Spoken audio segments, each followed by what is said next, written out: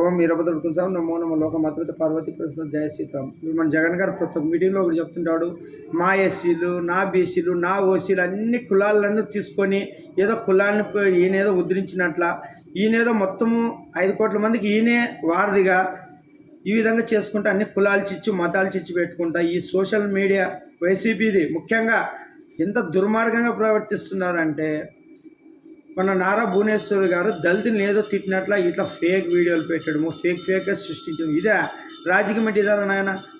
రాయలసీమ పౌరుషం అంటే రాయలసీమ పులులు, మనము పులివెందల పులులు అంటే ఇట్లా కాదరా నాయన. నిజాయితీతో మనం చేసింది చెప్పుకోవాలా, మనం ఈరోజు ఏం చేసిందో అది చెప్పుకొని చేయాలా. ఈరోజు సిగ్గుచేటు మన ఆయన వీరభద్రునికి చాలా ఆగ్రహం వస్తుందని మీరు అనుకుంటున్నారు, మీరు చేసేవన్నీ రివర్స్ ఇస్తున్నాడు మీకే. మొన్న వైజాగ్లో ఒక మీటింగ్ పెట్టినారు, ఏంటి గురించి యువకులు క్వశ్చన్లు వేసినారు.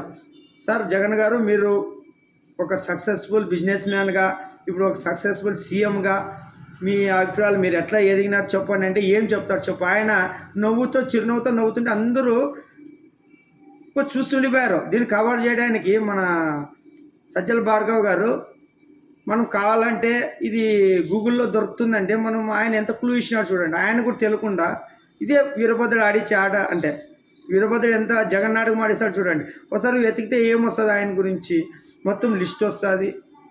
43,000 కోట్లు ఈడీ జప్తుది వస్తుంది, కేసులు వస్తుంది. మళ్ళీ ఈయనకి గతంలో ఎన్ని ఆస్తులు ఉండే, గతంలో వాళ్ళ తాత రాజారెడ్డి గారు ఒక గన్నుల్లో చేసేటప్పుడు ఎవరి ద్వారా దాన్ని దగ్గర చేస్తూ మళ్ళీ అదొక ఒక ఇష్యూ ఉంది. మళ్ళీ అది దాని ద్వారా పొందిన తర్వాత 2004లో రాజశేఖర రెడ్డి గారిది ఆస్తులు ఎంత ఉండే, ఆయన అడిఫిట్లో ఎన్నికల అడిఫిట్లో ఏం చెప్పినాడు, దాంట్లో లాస్ట్కి ఇల్లు కూడా హైదరాబాద్లో ఉండే ఇల్లు కూడా ఇది చేసినారు, ఒత్తి పెట్టినారు అంతట్లా ఇవి వచ్చింది. మళ్ళీ ముఖ్యమంత్రి అయిన తర్వాత ఆయన దశ ఎట్లా తిరిగిందో మనం చూసినాం. అక్కడి నుంచే కిట్ ఫ్రోగా అంటారు చూడు, అదే ఇంకా కిట్ ఫ్రో అంటే అది ఇచ్చి తీసుకోవడం. ఇప్పుడు గాలి జనార్దన్ రెడ్డి ఎవరు, బళ్ళారి అయింది, కర్ణాటక ఆయన గనులు తీసే దాంట్లో ఓబులపురం గుణంలో అప్పట్లోన మైనింగ్, ఈ ఇనుప మైనింగ్ది చైనాలోనే ఎక్కువ డిమాండ్. ఈ విధంగా ఆయన కొన్ని కోట్లు గడిచినాడు అనమాట. ఇక్కడ మన ఓబులపురం కూడా మన ఆంధ్రప్రదేశ్కి దగ్గరలో ఉంది కాబట్టి అక్కడ కూడా ఈయన బార్డర్ ఉంది, అక్కడ కూడా వచ్చి చేసుకున్నందుకు మన రాష్ట్ర ప్రభుత్వం తెలుగుని చేయడానికి వీల్లేదు కదా. కానీ మన ముఖ్యమంత్రి గారు చూసి చూడకుండి అప్పట్లోన దీన్ని ఆయన సహకరించినందుకు మన కర్ణాటకలోన కొన్ని డబ్బులు పెట్టుబడులు పెట్టి కంపెనీలు సృష్టించి ప్యాలెస్ కట్టించి ఇవన్నీ ఎట్లా వచ్చినాయంటే మనం తెలుసుకోవాలి. ఎవరైనా కానీ ఒక బిజినెస్ మ్యాన్ అంటే డైరెక్ట్ వచ్చి నేను ఇట్లా కష్టపడినాను, ఈ విధంగా వచ్చినానని టక చెప్పాలి. ఎందుకంటే కష్టపడింది ఆ కసి వేరే ఉంటుంది, ఆ చరిస్మా వేరే ఉంటుంది. కానీ మన జగన్ గారు ఏం మాట్లాడారు, ఎందుకు రానా ఎట్లా ఇరికి చేసినానని ఏం మాట్లాడారో అర్థం కావడం ఉండదు. వాళ్ళు ఇంగ్లీష్లో మాట్లాడుతుంటే గందరగోళం అయిపోయింది.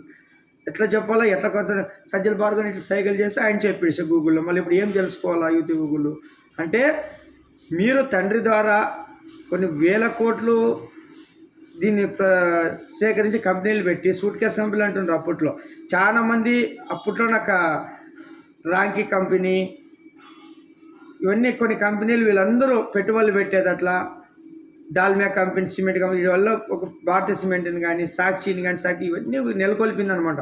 ఇవాళ మనకు తెలియకుండా ఏదో ఆయన మనకి పరిచయం కూడా లేదు. అప్పట్లో ఒక జగన్ గారు ఉండాలని తెలుసు, కానీ ప్రత్యక్షంగా రాజకీయాలు వచ్చినప్పటి నుంచి ఆయన ఎంపీగా అయినప్పుడు మనం సరిగ్గా చూడలేదు. ఎప్పుడు రాజశేఖర రెడ్డి గారు సాక్షి మీడియాని ప్రవేశపెట్టినాడో అప్పటి నుంచి ఓపెన్ అప్పటి నుంచి చూసినాం. చాలా వరకు ఆయన వెనక నుంచే ఉంటుంది, మనం అన్నీ చూసినాం. ఈరోజు మళ్ళీ డబ్బులు ఎక్కడి నుంచి వచ్చినాయి, వాళ్ళ పెట్టుబడులు ఎక్కడి నుంచి వచ్చినాయి, ఈరోజు ప్రతి ఒక్కరి గురించి చెప్తుంటారు, ఇతరుల గురించి.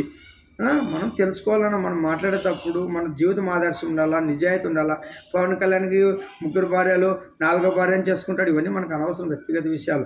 మీరు మాకు ప్రజాసేవ చేసేవాళ్ళు ఎంత నిజాయితీగా ఉంటే రాష్ట్రం అంతా నిజాయితీగా ఉంటుంది, ఎంత ధర్మంగా ఉంటే రాష్ట్రం అంతా ధర్మంగా ఉంటుంది. ఇవన్నీ వదిలేసి మీరేదో స్వచ్ఛశీలుగా వాళ్ళ దొంగ వీళ్ళ దొంగ, అలీబాబు 40 దొంగలు అంటే ఎవరు?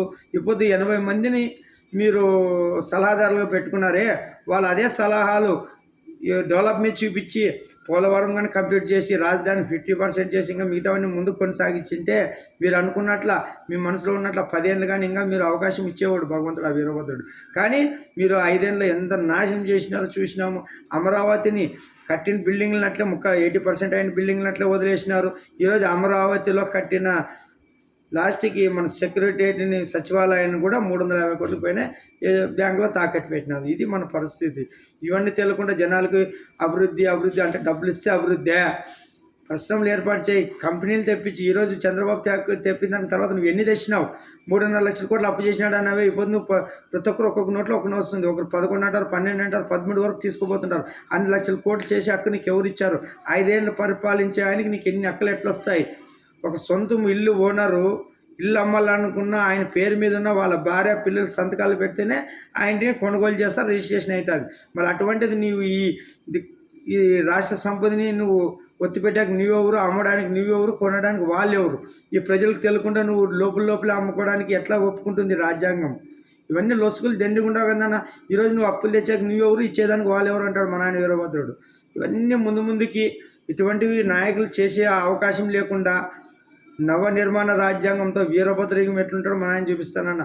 సాక్షాత్ మా నాయన వీరభద్ర సంతరాలు వచ్చి పాలన చేస్తానన్న. ఆ టైం దగ్గరలోనే ఉంది. మీకు అన్ని అర్థమైతే ముందుకి ఏనన్నా ఈ విధంగా మన మత కళలు, మతోన్మాదులు, క్రైస్తవుల ద్వారా కొంతమంది మతోన్మాదులు, ముస్లిం ద్వారా కొంతమంది మతోన్మాదులు, హిందువుల మతోన్మాదులు అనేవి ఇవన్నీ రూపం మాపి అందరూ కష్టపడి పని చేసుకుని ఈ శరీరాన్ని కర్మ తెంచుకుని వచ్చి మనము వెళ్ళిపోవాలి. కానీ నా దేవుడు గొప్ప అనేది భేదాలు వద్దు.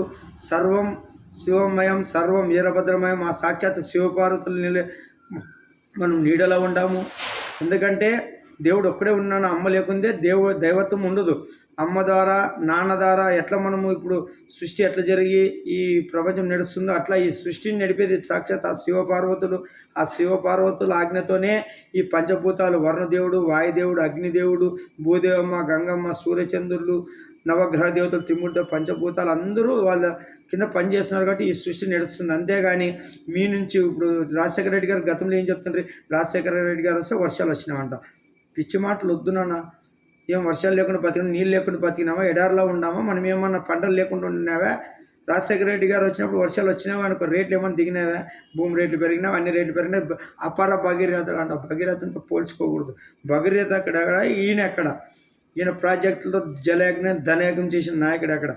తస్మాత్ జాగ్రత్త. వీరభద్రుడు ఈయన ఆట మొదలు పెడితే మనం ఎవరు తట్టుకోలేము. ఆయనకి ఇచ్చిన శిక్ష ఎట్లున్నదో మనం చూసినామా? ఎవరికైనా అటువంటి శిక్ష వస్తుందా?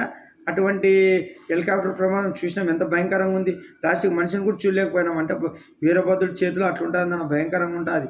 మనము శాసించేవాళ్ళు కాదు, చేసేవాళ్ళు కాదు. ఆ శివుడు అనుకుంటేనే శివుడు ఆజ్ఞ లేనిదే చీమైనా పుట్టదు. ఈరోజు జగన్ గారు గెలిచింది ఒక్క ఛాన్స్ అని గెలిచింది. మీ నుంచి ప్రజల నుంచి కాదు, ఆ శివుడి ఆజ్ఞతో గెలిచినాడు. ఈ పొద్దు దింపేది కూడా మీ నుంచి ఏమి ప్రజల నుంచి దిగేది ఉండదు. ఆ సాక్షాత్ ఆ శివుడే ఆయన దింపేస్తాడు. ఎందుకంటే కర్మ ఎవరినైనా వదలదు. నీకు అవకాశం ఇస్తాడు.